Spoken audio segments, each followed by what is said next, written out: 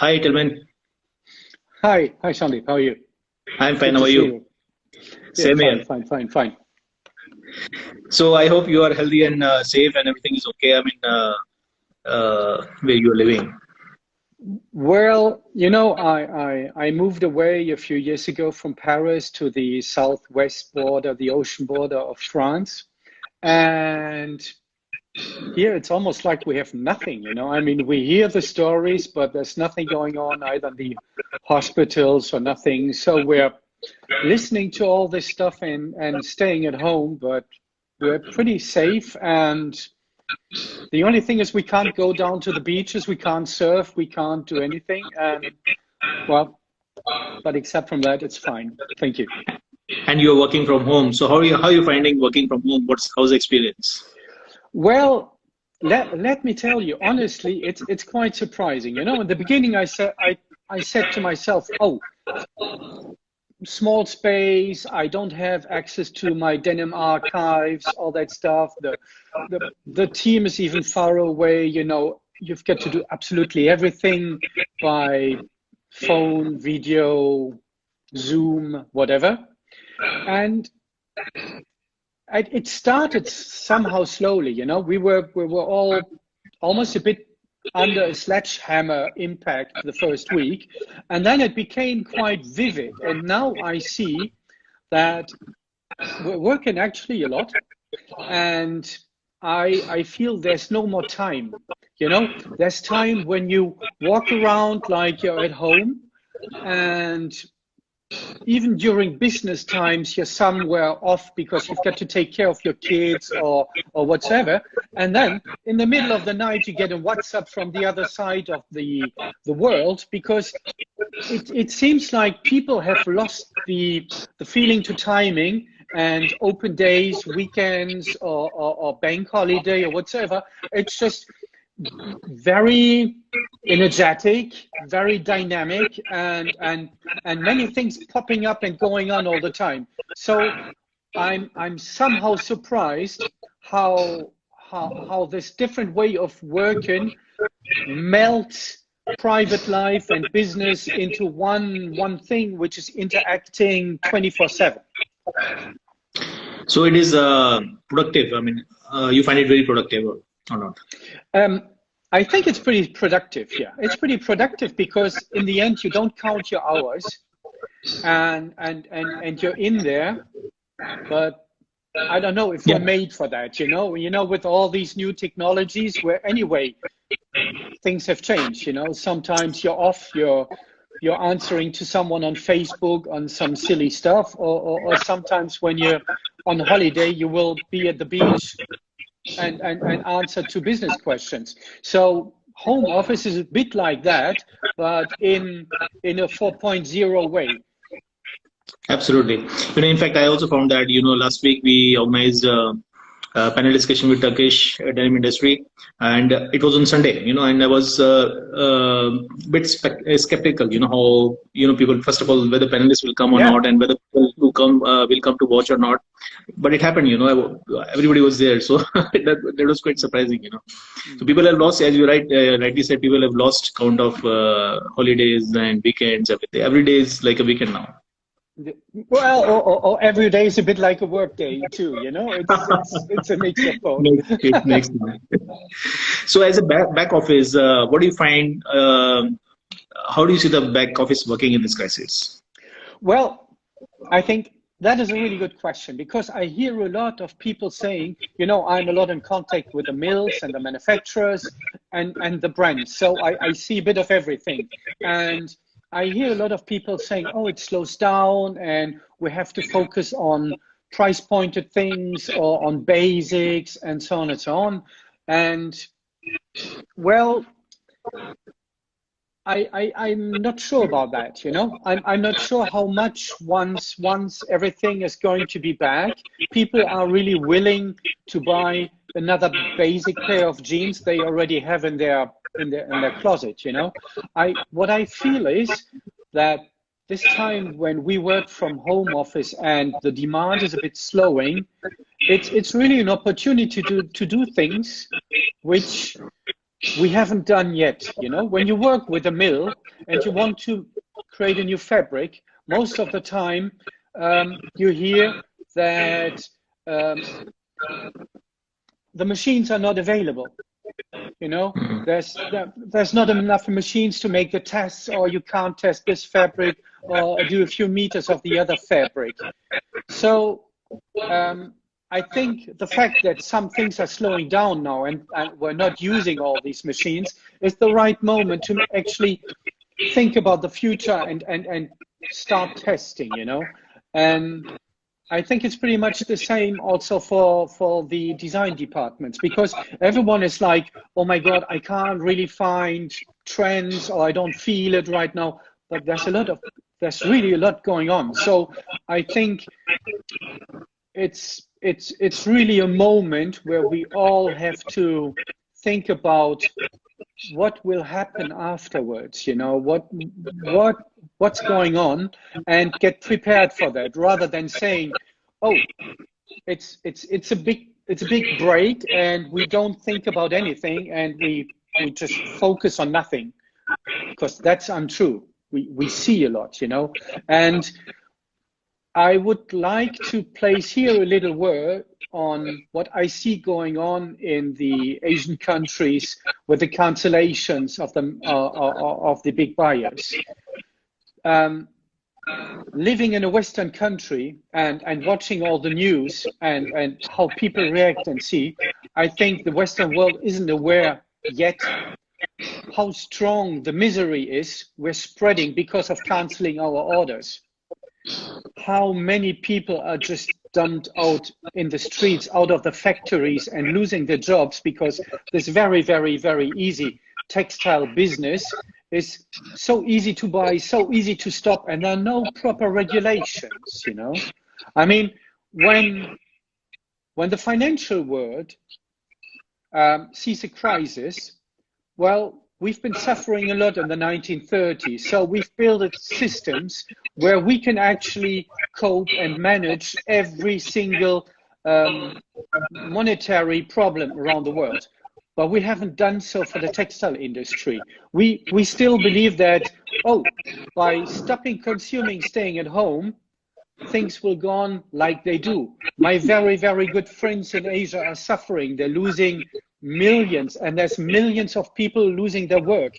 And they're not going home and watch Netflix and have fun and eat vegetables. They're just dumped out into misery because we're not buying those fast fashion items anymore. And it was too quick time to really adjust for everybody, you know, even for the, whether it is the buyers or whether it is the workers, for the factory owners. I mean, it was sudden. It was too sudden, I think. I think so, and I think no one really thought something like this would happen. You know, when you look on how the hospitals around the world are equipped with masks and everything, you see that we're still a bunch of positive thinkers, naive, blue-eyed people thinking that nothing will ever happen to our fantastic world. Yeah, it doesn't happen that way. But anyway, coming to consumers, what do you feel the consumers, the preferences of the consumers, how they will change after this crisis?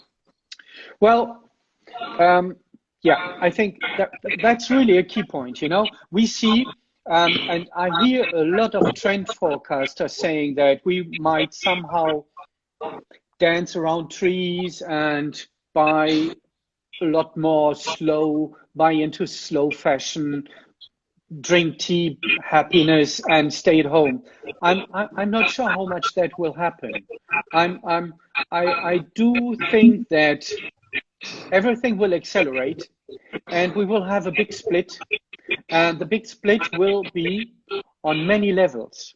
I see that split in value. There will be a lot more inexpensive things which people want to consume easy and extremely fast. That's what we call right now the revenge spending, which is done also for very expensive things. And I think we need to get prepared on a new generation of denims. And a new generation of denims, I mean the function. You take a train, you take your commuter, you're in the subway.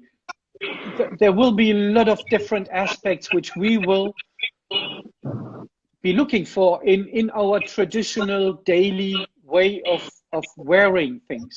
We might need also for the next years a few extra pockets to store all the stuff we've been wearing, we're wearing around with us.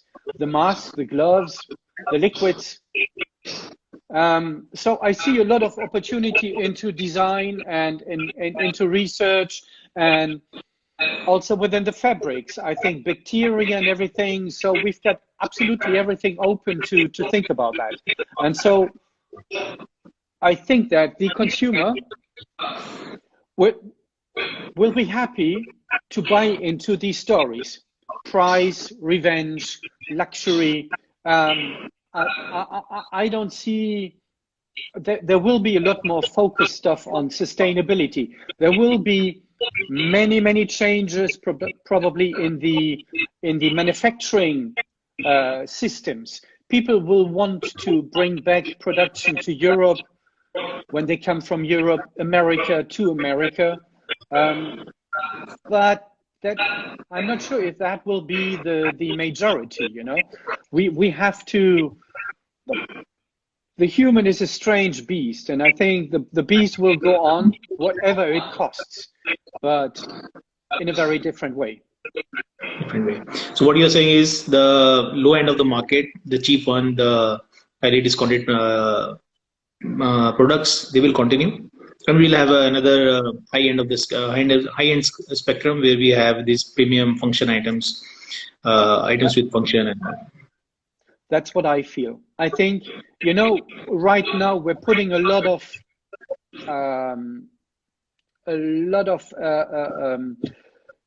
bad thoughts into the easy fashion, into the fast fashion, you know, because we think that somehow fast fashion is part of that world, which actually makes us more crazy, and that feeling where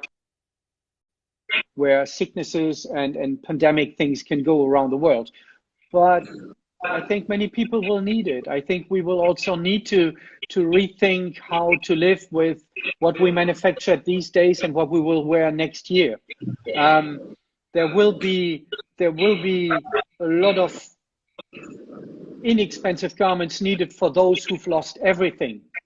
Not because we want to buy 10 pairs of t-shirts a day, not we want to buy 10 pairs of jeans a day, but I think there will be people who have no more money and who will need affordable products.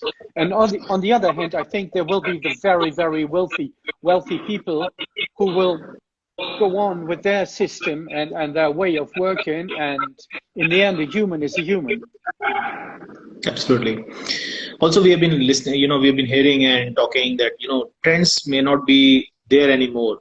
What is your take on this in the near future? Well, my take on this is that when you look at fashion history, you know, after every war, there was actually a very creative moment where people, after the bad moments in life, you know, there's always that moment where you want something really cool, super nice, very different, and you're looking out for, oh my God, something, the wow effect, something which amuses you.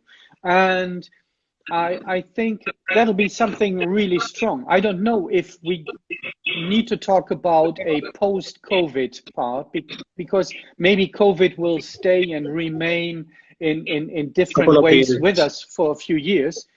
But yeah. I think as soon as we have access to consumption, and I wouldn't even say consumption, because, you know, right now you stay at home and you can consume, you know, you can buy everything from internet, but in the end, you need it when you go out, when you're with other people, when you're in society, when you're hanging out, when you're in the restaurant, in the bar, when you're with your friends. That's where you want your new stuff. And I think we're gonna have quite some. I'm already working on that. You know, I'm part of that team which is working for Blue Zone, and we're trying to create a lot of optimism for the upcoming seasons, because we believe that hope and optimism is what we need. And to be ready,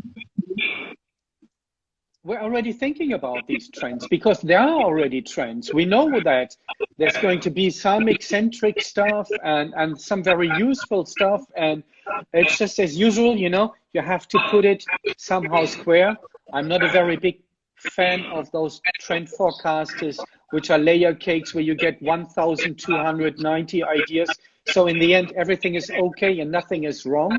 No, I think there's going to be a few really focusing societal trends which will influence our way on how we're going to design denim. And the retailers, the brands, they are still in a, I think, a state of shock. They are coming out of their shock. And do you think they're also thinking of trends and how they are redefining themselves and how they will be affected in the how the retailing part will be affected in the coming 1 year, let's say?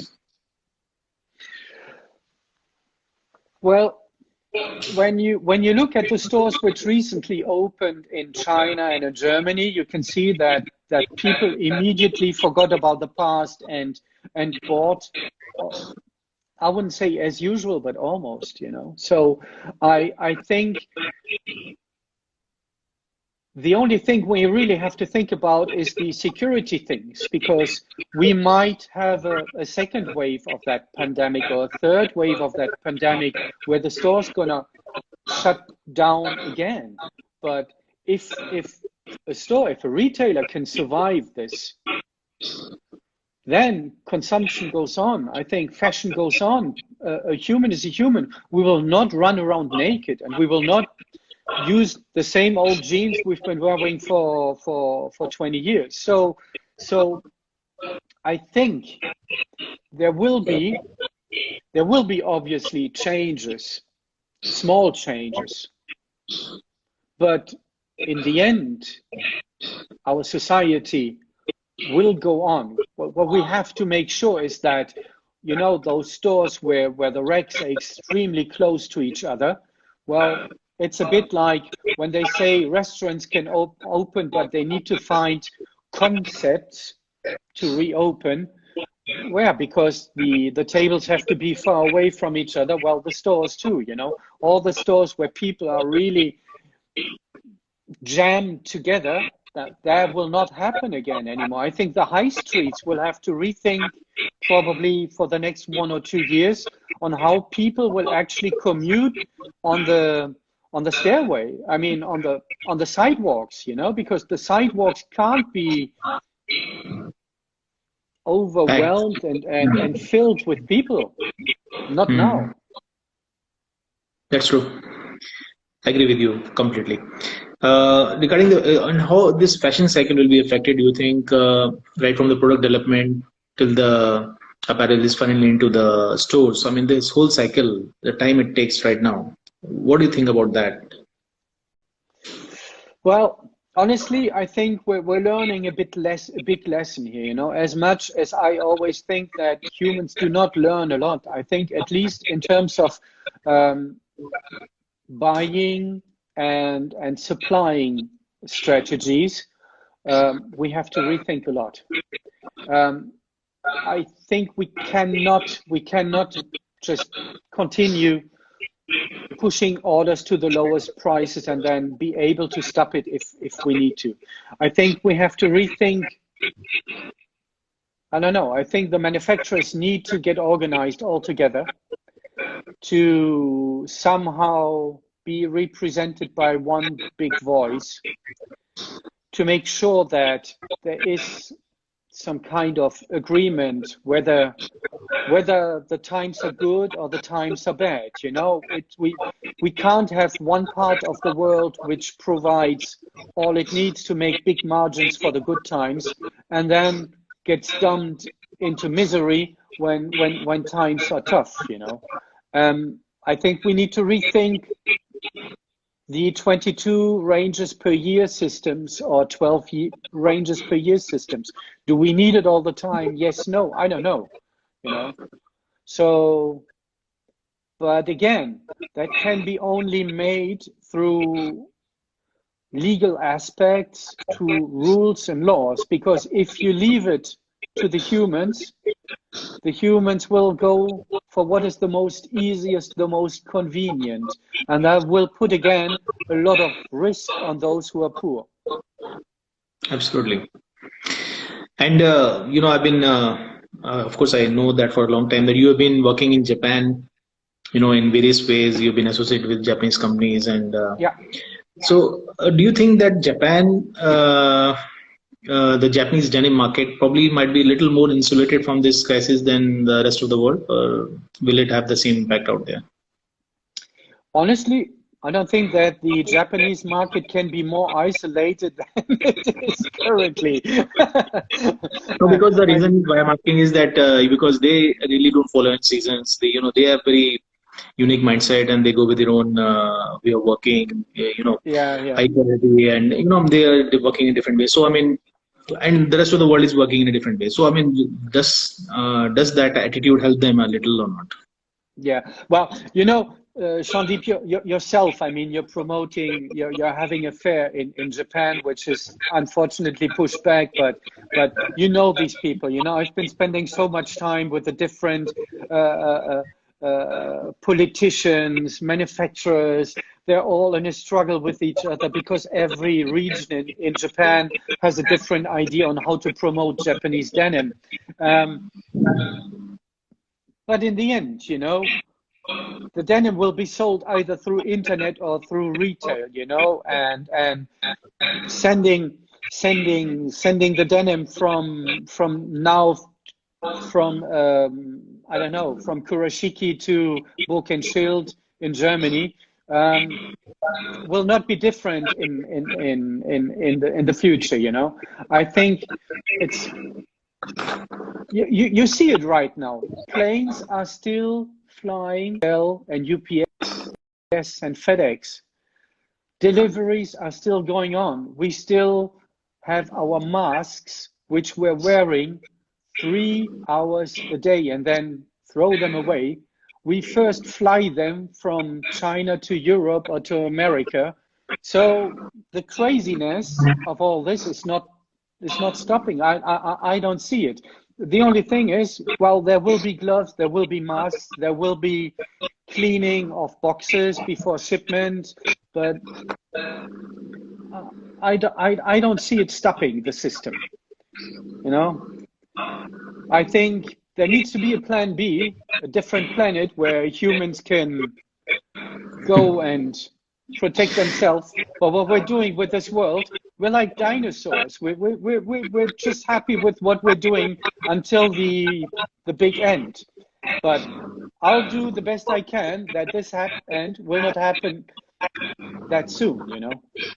Absolutely. And these you're talking about the masks. I've been, there've been a lot of information coming on this designer masks. A lot of companies are coming out with even very expensive ones. So this again provides an opportunity for the designers to, recreate the wardrobe in some other way to incorporate these masks and other things. Well, I had a few conversations with friends in the last days.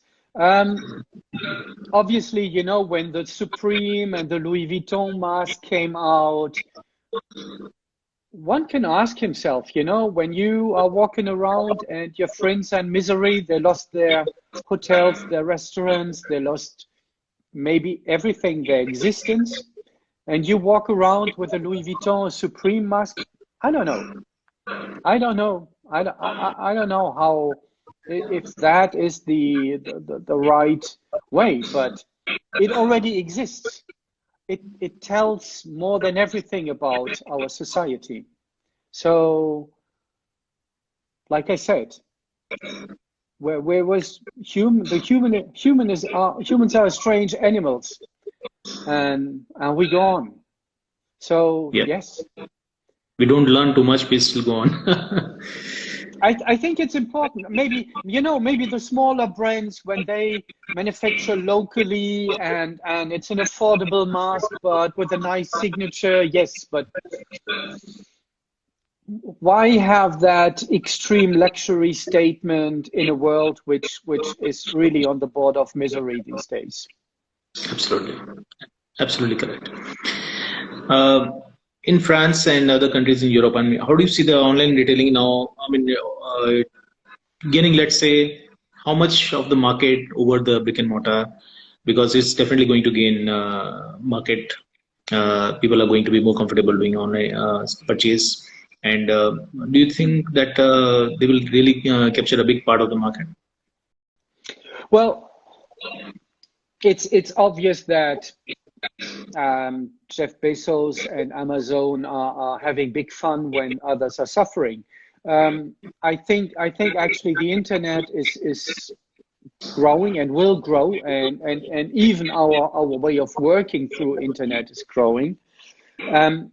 I do believe that internet will take an even larger part of it, but I also think that we've spent so much time at home looking at those brown boxes which we receive, looking at the stuff we receive at home, that the fun part, go outside, go in the stores, speak with the people who can actually advise you. That will be something extremely important. And I think that retail, on this very human, one-on-one, face-to-face shopping experience, has a lot to do. I'm trying, whenever I'm working for big retailers or people who have a lot of stores, I try to highlight the fact on how dangerous it is when your sales people do not know about what they're selling, when they're just hired because they have the hip haircut and the hip look, but they have no clue between stretch and rigid, or high-rise fit or low-rise fit, or a Japanese denim, or rope dye and slasher dye, or whatever. I think that's where we make the mistakes. Retail should not be the same offer, the same product than internet. Retail should have that additional value, especially when it comes to jeans, that actually experienced salespeople can help people find the right fit, the right fabric, know about the origin of the product. Even when you go to the butcher these days, you know where the cow came from, you know what this or that animal ate. And in fashion and in fashion retail, we're still in some kind of middle age where people think that by nicely displaying the stuff and nicely folding the garments once the shop visitor has gone away, the job is done. No, the job is not done. And a fitting room should not be behind the cashier desk. A fitting room should be in front of the retail, because fitting is what you can do best in a retail store. Understanding, feeling, fitting, living the garment. And that's what the retailers have to focus on. I think it's not a question on, how can I compete with the prices of internet? No, make it a total different experience. Yep, that's where they can win. The experience is where they can win. What are the biggest positives you see from the current crisis, and what are your recommendations for the industry? My recommendation for the industry right now is not to freeze, but to boldly look forward, innovate, create, because now is the moment. People will not wait for you. Once we can consume, we can sell, we can live again, we can have friends and see friends again. It's not the moment where we want to see price pointed, lame, or somehow products without anything. I think it's the moment where we want to feel healthy in our garments. Healthy. Think about being healthy in your garments. What can a garment do to you that you feel protected and healthy in yourself? And I think these are the simplest things to think about, to boldly look into the future. Exactly. So before I go for the next question, I'll just ask my viewers, be ready with your questions. I've already seen some questions, but after this last question I asked Tilman, you can put up the questions again because they've gone up and I have to scroll a lot. So, okay, what are the most important three keywords which come to your mind for the industry in the current times? This is my favorite question. My keywords would be innovate, human, and hope, because Wonderful. that's what we have to have in our heart here. Wonderful keywords, because all the three keywords are dynamic and give us hope, for the humanity. All right, so let's try to take some questions. Okay, there's one question by Hamad Munir. If much of shopping shifts to online, do you think snug? Okay, you already said that maybe it will not shift so much, but still, the question relates to another part. Do you think snug fit jeans will still be in strong demand as currently? The tight fit jeans.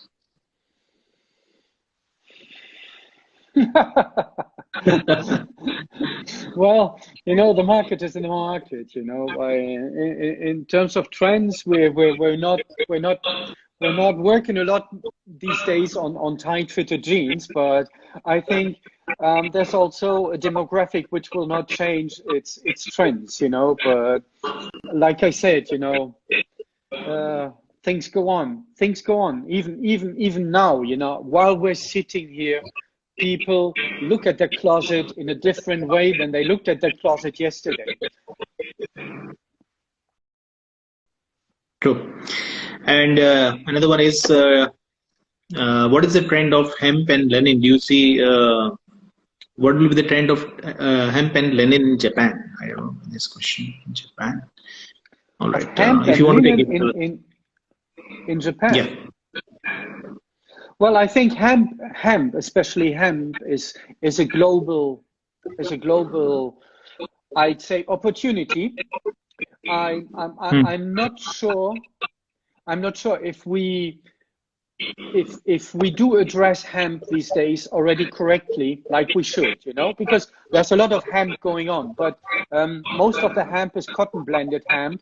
It's not wet spun hemp, and correctly using hemp so that it actually works like cotton in the fabric is not an easy thing. And I think we still need some knowledge on how to use hemp in a correct way, especially when it comes to making the yarn and weaving, so that we can 100% take a fruitful result, get a fruitful result from it. All right. So one final question by Mr. Sai. What is your personal best sustainable garment? Your choice of personal best sustainable garment. Garment.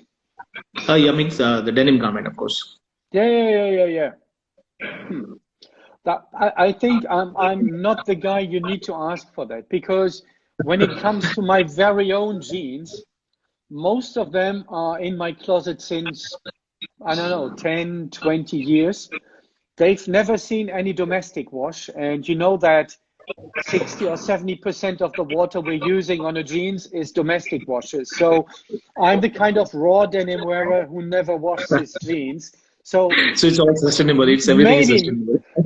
Maybe my jeans were not super sustainable when they were made, but the fact that I'm wearing them makes them sustainable because I'm wearing them since ever, and I use the smallest amount of water you can imagine.